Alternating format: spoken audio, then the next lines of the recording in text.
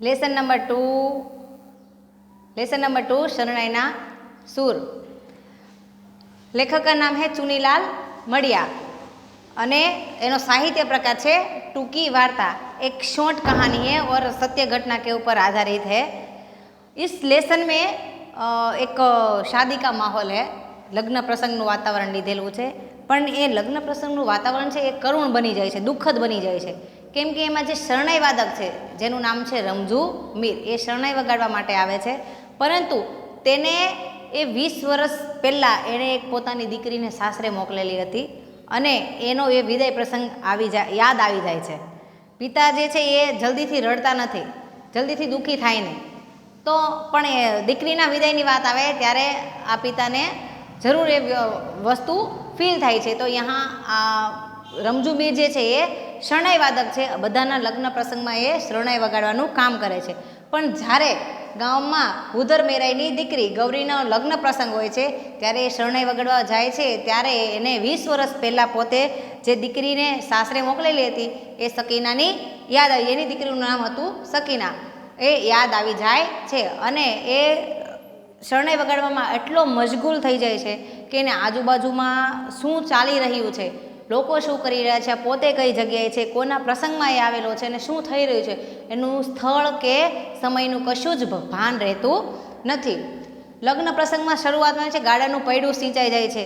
હિન્દુ રિલિજનમાં, આપણા ગુજરાતી રિલિજનમાં જોઈએ તો સૌથી પહેલાં જ્યારે વિદાય પ્રસંગ થતો હોય ત્યારે ગાડાનું પૈડું સિંચવામાં આવે. અત્યારે 4 વ્હીલનો જમાનો થઈ ગયો છે, ત્યારે તો બળદગાડું હતું, તો એનું પૈડું સિંચવામાં આવે છે, એને ચાંદલો કરીને એને વધાવવામાં આવે છે, નીચે નાળિયેર મૂકીને તેના પરથી ગાડું પાસ થાય છે. વર કન્યા જે છે એને ગાડામાં બેસાડવામાં આવે છે, કન્યાની બધી બહેનપણીઓ હોય છે એ એમને મળવા આવે છે અને થોડું વહાલ કરે છે અને અશ્રુભીની આંખે કન્યા વિદાય થાય છે. વેવાઈઓ એકબીજાને ગળે મળે છે અને કંકુના થાપા કરવામાં આવે છે, ગોત્રી જ વધાવવામાં આવે છે અને જે બળદો હોય છે એને એકદમ ડેકોરેશન કરે. હીર અને ભરતના પહેલાંથી આખા બળદો છે એ સુશોભિત થઈને ગાડું જે છે એક ઘરની પાછળની દિવાલે અને બાજુની દિવાલે અથડાતું પછડાતું જેમ તેમ કરી અને શેરીની બહાર નીકળે છે અને આગળ રમઝુ મીર છે એ શરણાઈ વગાડે છે. અને ત્યાં એક બીજો પણ હોય છે, એનું નામ છે મેઘો ઢોલી.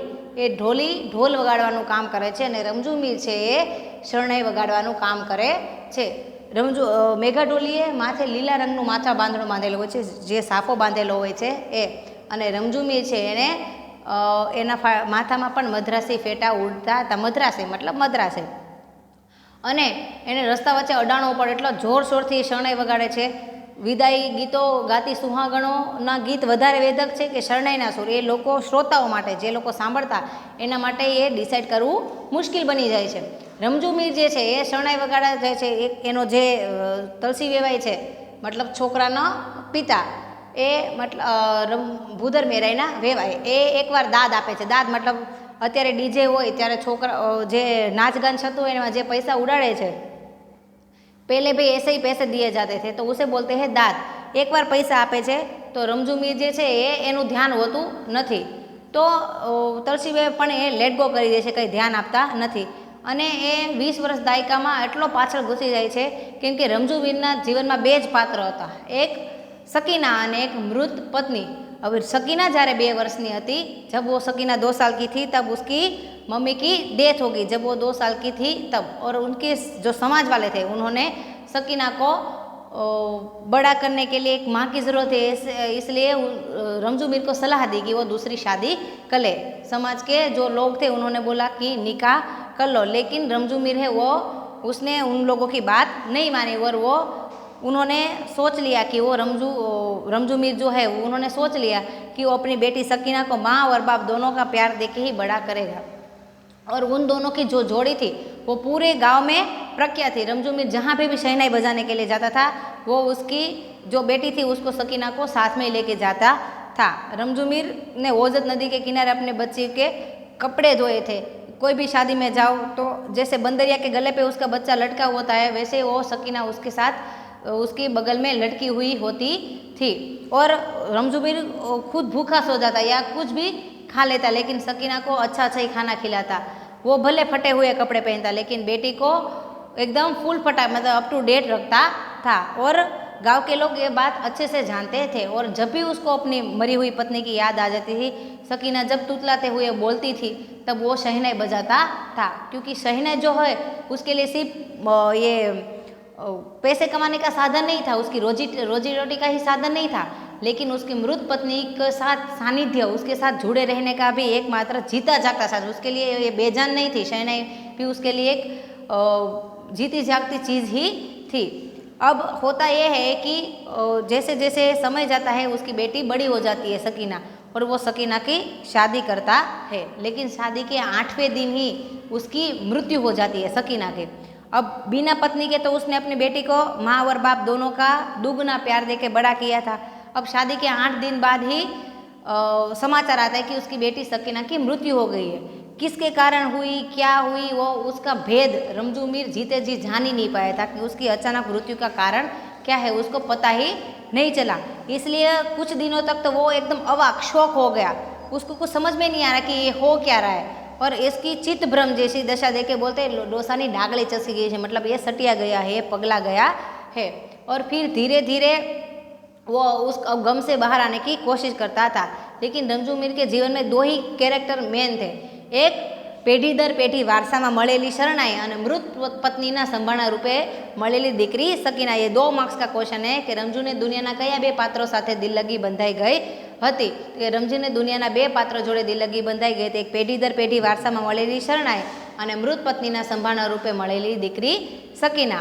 પછી જ્યારે ગૌરીનો વિદાય પ્રસંગ થાય છે ત્યારે એને એવું જ લાગે છે એની દીકરી સકીનાનો વિદાય પ્રસંગ છે। એ શરણાઈ એકવાર એને દાદના પૈસા આપે છે, બીજી વાર આપે છે, ત્રીજી વાર આપે છે, તો પણ એ શરણાઈ વગાડે જ જાય છે। અને છોકરાના પપ્પા છે તળસી વેવાઈ, એને એવું છે કે રમજુ મીર એક નંબરનો લાલચુ માણસ છે, એને વધારે પૈસા જોઈએ છે એટલા માટે એવું કરે છે। અને એને એ પણ ટેન્શન છે કે સણોસરા પહોંચते पहुँचते मतलब बारात को सणोसरा पहुँचाना था, क्योंकि वहाँ पहुँचते पहुँचते लेट हो जाएगा। और फिर वहाँ जो किचन लाइट मतलब जो लाइटें आती ना वो मंगानी पड़ेगी, अंधेरा हो जाएगा तो उसका भी बिल पे करना पड़ेगा। इसलिए सामय मतलब स्वागत करने के लिए जब लड़के की बहन आती है भाई भाभी का, तो उस अंधेरा हो जाएगा तो लाइटें मंगवानी पड़ेगी, उसका बिल पे करना पड़ेगा। इससे अच्छा है कि हम दिन है तो निकल जाए। और ऊपर से जो रास्ता है वो सुनसान है, साथ में औरतें हैं, सबने गहने पहने हुए, दूल्हा दुल्हन है, तो इसलिए अच्छा है कि टाइम से दिन दहाड़े हम पहुँच जाए। लेकिन रमजू है जो बीच बाजार को रोक के रखा था और वो शहनाई बंद करने का नाम ही नहीं ले रहा था। और रमजू को असल में पता ही नहीं था, और रमजू जो ये तड़सी वेवा है उसको लालचू समझ रहे थे, और रमजू को पता ही नहीं था कि वो उसने पूरी बाजार को रोक के रखा है। फिर तड़सी वेवाई जो है उन्होंने रमजू को धक्का दिया, तब उसको याद आया कि उसने पूरे बाजार को रोक के रखा है। फिर भी वो शहनाई बजाते बजाते आगे निकल गया, और जैसे ही कब्रस्तान चौराहा आया गांव का, उसने सारे पैसे उठा लिए और गौरी को दे दिए। और गौरी जो है वो पैसे ले लिए, गौरी को पैसे दिए, गौरी हाँ ना कुछ भी बोले उससे पहले रमजू मीर वहाँ कब्रस्तान थी उसमें चला गया, और उसकी मृत पत्नी जो है उसके कब्र के पास बैठ के वहाँ शहनाई बजाने लगा। और गांव के लोगों ने बोला कि कोई नहीं, अभी गया है ना, शाम तक तो वापस अपने आप ही आ जाएगा, इसका काम ही ऐसा है। लेकिन उसके बाद रमजू के शहनाई के सुर भी गाँव के लोगों को कभी दिखाई, रमजू भी कभी दिखाई नहीं दिया, ना कभी उसके सुर सुनाई दिए, क्योंकि रमजू मीर ने वो उसकी शहनाई सारा जो दर्द था वो शहनाई के माध्यम से उस शादी में निकाल दिया। और फिर वो रमजू ने जो शहनाई बजाई वो उसकी जीवन की लास्ट शहनाई थी। उसके बाद ना किसी को रमजू दिखाई दिया, ना कभी शहनाई के सुर सुनाई दिए। और इस तरह से जो विदाई प्रसंग था वो एकदम करुण बन जाता है।